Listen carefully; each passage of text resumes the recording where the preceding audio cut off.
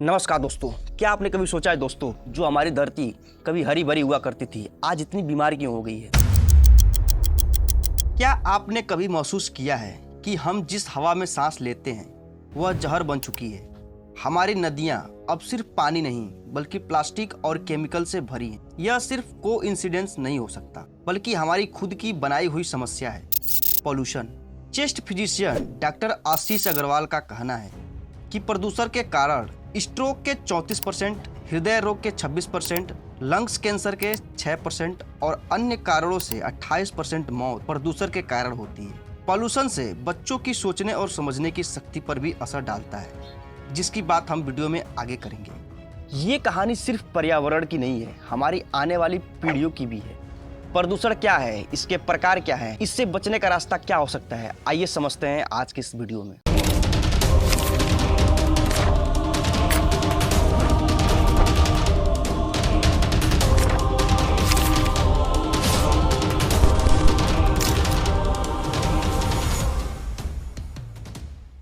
सबसे पहले बात करते हैं प्रदूषण क्या होता है। प्रदूषण शब्द लैटिन शब्द के पोलुएरे से आया है, जिसका मतलब होता है संदूषण। आम भाषा में कहें तो प्रदूषण वह चीज है जो पर्यावरण को दूषित करता है।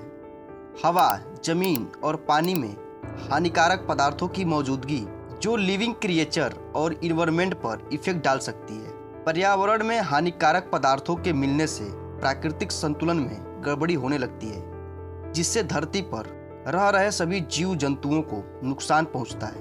आमतौर पर पॉल्यूशन 6 टाइप के होते हैं, जिनकी बात हम एक एक करके वीडियो में आगे जानने वाले हैं। Air, water, soil, noise, radio active और लाइट पॉल्यूशन है, जिसमें हमारे अर्थ को सबसे ज़्यादा इफेक्ट करने वाले एयर, वाटर और सॉइल पॉल्यूशन है। इन तीनों का इफेक्ट तेजी से बढ़ता जा रहा है, जिससे आने वाले दशकों में हमारे अर्थ के लिए, हम सभी के लिए एक बहुत बड़ी चुनौती बनकर सामने आने वाली है। सबसे पहले नंबर पर आता है एयर पोल्यूशन। आमतौर पर यह तब होता है जब हवा में हार्मफुल सब्सटेंस छोड़े जाते हैं। ये सब्सटेंस गैस, रसायन, केमिकल या छोटे पार्टिकल हो सकते हैं। इन सभी चीज़ों से हमारे स्वास्थ्य और पर्यावरण को नुकसान पहुँचता है। गाड़ियों से निकलने वाला धुआं, कारखानों से निकलने वाला धुआं, कृषि क्षेत्र से निकलने वाला धुआं, बिजली संयंत्रों और अन्य स्रोतों से उत्सर्जित प्रदूषण न केवल हमारे द्वारा सांस ली जाने वाली हवा को प्रदूषित करता है, यह पृथ्वी की सतह पर वापस आता है, जहां से यह हमारे जल मार्गों में समा सकता है। WHO का अनुमान है कि प्रदूषित हवा में मौजूद टीनी पार्टिकल के संपर्क में आने से हर साल तकरीबन 7 मिलियन लोगों की मौत होती है, जिससे stroke, heart disease, lungs cancer, obstructive pulmonary disease और निमोनिया सहित सांस संक्रमण जैसी बीमारियां होती हैं। इंडिया टुडे के 2024 के इस रिपोर्ट के मुताबिक द लैंसेट प्लेनेटरी की एक रिसर्च में कहा गया है, भारत के 10 मेन सिटी में एयर पोल्यूशन के कारण 7% मौतें होती हैं, जिनमें से दिल्ली राजधानी में वार्षिक मृत्यु दर सबसे अधिक 12,000 है, जो कि PM 2.5 की सांद्रता के कारण होती है, जो WHO की सुरक्षित सीमा से भी अधिक है। दूसरे नंबर पर आता है जल प्रदूषण। इसका अंदाजा हम इसी बात से लगा सकते हैं कि हमारे शरीर का लगभग 70% पानी है, इसलिए कह सकते हैं कि हवा के बाद हमारी दूसरी ज़रूरत ही पानी है। लेकिन अफसोस इस बात का है कि ज़्यादा वाटर पोल्यूशन और ओशियन का पानी खरा होने के कारण हम इसका यूज नहीं कर पाते हैं। ऐसे में जाहिर है जल प्रदूषण के कई कारण हैं।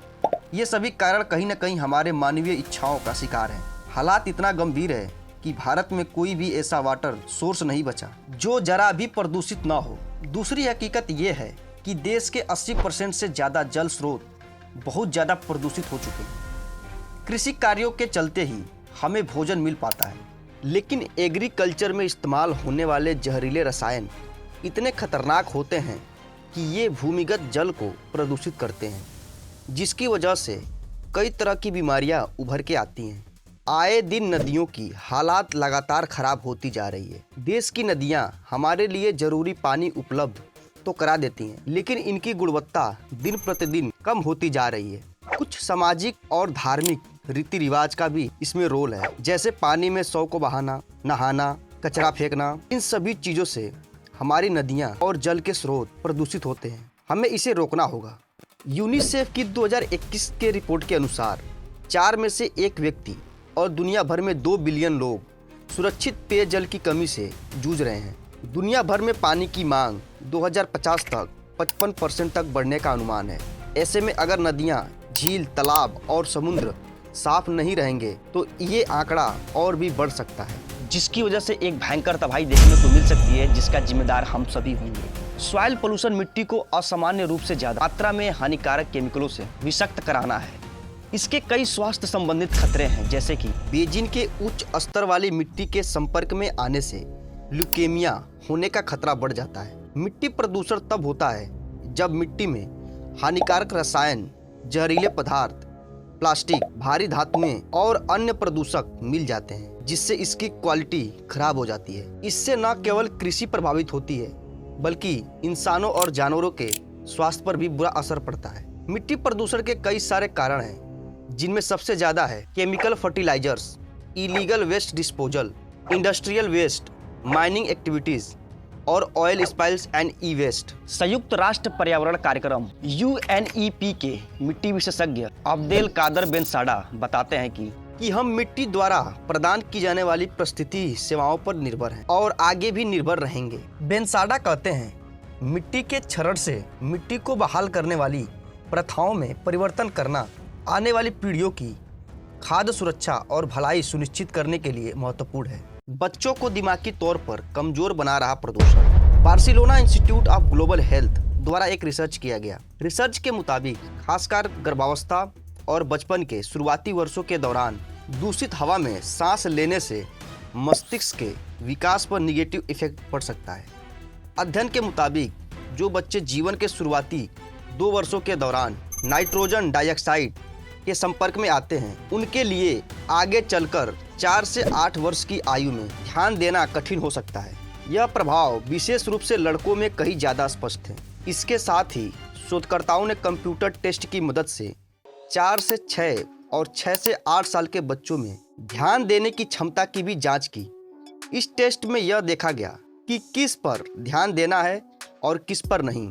बच्चों में यह चुनने की क्षमता कितनी मैच्योर थी। जब बच्चे 6 से 8 साल के थे तो शोधकर्ताओं ने उनके ध्यान रखने की क्षमता का टेस्ट किया था, ताकि यह पता चल सके कि वे अस्थायी रूप से जानकारी कितनी देर तक याद रख सकते हैं। ऐसे में भले ही यह रिसर्च बार्सिलोना में बच्चों पर किया गया है, लेकिन इसके नतीजे दर्शाते हैं कि वायु प्रदूषण भारत जैसे देशों में भी बच्चों के मानसिक स्वास्थ्य पर गहरा असर डाल रहा है, जो कहीं न कहीं उन्हें मानसिक रूप से कमजोर बना रहा है। ऐसे में देश में बढ़ते प्रदूषण की समस्या को जल्द से जल्द हल करना न केवल फिजिकल बल्कि मेंटल हेल्थ के नजरिए से भी बेहद महत्वपूर्ण है। अब आइए जानते हैं दोस्तों कि एयर, वाटर और सॉइल पोल्यूशन से कैसे बचा जाए और इसे कम कैसे किया जाए। हालांकि वीडियो की स्टार्टिंग में मैंने आपको कुल 6 प्रदूषण के बारे में बताया था, जिनमें से मैंने 3 को छोड़ दिया। इन 6 टाइप के पोल्यूशन पर एक फुल डिटेल वीडियो बनाई जा सकती है अलग से, अगर आप कमेंट में अपनी राय लिखते हो तो। वायु प्रदूषण को रोकने के लिए हर व्यक्ति अपना योगदान दे सकता है। इसके लिए कुछ महत्वपूर्ण बातें हैं। अगर आपको 5 से 7 किलोमीटर काम पर जाना हो तो इस वक्त पर साइकिल या पैदल चलना सही होगा। इंडस्ट्रियल एरिया में फिल्टर वाली चिमनी को ज़्यादा ऊंचाई पर लगाना चाहिए, जिससे धुआं नीचे ना आ सके। बागीचे या सूखी पत्तियों को जलाने की जगह उनका कंपोस्ट खाद बनाकर बागीचे में इस्तेमाल करें। जितना अधिक से अधिक हो सके सड़कों के किनारे पेड़ लगाओ। इससे 2 फायदे होंगे। गर्मियों के मौसम में छांव भी मिलेगा और हमारा वातावरण साफ रहेगा। हमें अच्छी और शुद्ध हवा मिलेगी। जितने भी इलीगल तरीके से पेड़ कट रहे हैं उन पर रोक लगाना होगा, और अगर कोई लीगल तरीके से भी पेड़ काट रहा है तो उसे 1 पेड़ के बदले 3 पेड़ लगाने होंगे। कुछ इस तरीके का रूल बनाना होगा। अपने परिवार, दोस्तों और सोसाइटी को एयर पोल्यूशन के खतरों और सुरक्षित रहने के लिए उठाए जाने वाले कदमों के बारे में विस्तार से बताना होगा। कुछ इसी तरीके से जल प्रदूषण को रोकने के लिए सरकार और स्थानीय अधिकारियों को भी इस दिशा में कदम उठाने होंगे। इसके अलावा हर एक आदमी को अपने स्तर पर प्रयास करने होंगे। कूड़ा कचरा उठाकर कूड़ेदान में फेंकें। पशुओं को नदी, नहर और तालाबों में ना धोएं। इससे आपके पशु को बैक्टीरिया हो सकती है। इसकी जगह आप इन्हें अपने हाथों से घर पर ही धोएं। केमिकल, तेल और जहरीले पदार्थों को नालियों में न बहाएं। इससे नदी, नालियों में रहने वाले जीव सेफ रहेंगे। इंडस्ट्रियल में इस्तेमाल किए गए पानी को फिल्टर करके फिर से इस्तेमाल किया जा सकता है। इससे पानी की खपत कम होगी और नदी पर्यावरण भी साफ रहेगा। प्लास्टिक, बोतल, कपड़े जैसे चीजों को नदी, तालाब में न फेंकें। इससे हमें तो नुकसान नहीं होगा, लेकिन पानी के अंदर रह रहे जीव, मछली, कछुआ, मेढक, सांप और केकड़े जैसे और अन्य जीवों के लिए परेशानी बन जाती है। कोई भी जीव हमारे द्वारा फेंके गए कचरे में फंस जाता है और उसकी मौत हो जाती है। ठीक इसी तरह से हम सॉइल पोल्यूशन को भी रोक सकते हैं। रासायनिक खादों और कीटनाशकों का कम इस्तेमाल करें, जैविक खेती को बढ़ावा दें, मिट्टी में ठोस मटेरियल को न दफनाएं, जैविक उर्वरकों का इस्तेमाल करें, खराब वस्तुओं को दोबारा उपयोग में लेने के लिए रिसाइकिल का इस्तेमाल करें अगर रिसाइकिल के रूप में हो तो, जीव वैज्ञानिक कीटनाशकों का इस्तेमाल करें, बायो फर्टिलाइजर और नेचुरल कीटनाशकों का उपयोग करें जिससे मिट्टी की गुणवत्ता बनी रहे। तो दोस्तों, अब आपको समझ में आ गया होगा कि प्रदूषण क्या है, इसके कारण क्या हैं और इसको रोकने के लिए हम क्या कर सकते हैं। यह हमारी जिम्मेदारी है कि हम अपने धरती और पर्यावरण को बचाने के लिए जरूरी कदम उठाएं और साथ में ही अपने हेल्थ को प्रदूषण से होने वाली खतरनाक बीमारियों से अपने आप को और अपने को खुद बचाएं। तो उम्मीद करता हूं दोस्तों ये जानकारी आपको अच्छी लगी होगी, तो वीडियो को लाइक करें, अपने दोस्तों और साथियों के साथ शेयर जरूर करें और चैनल को सब्सक्राइब कर लें। वीडियो देखने के लिए बहुत बहुत शुक्रिया।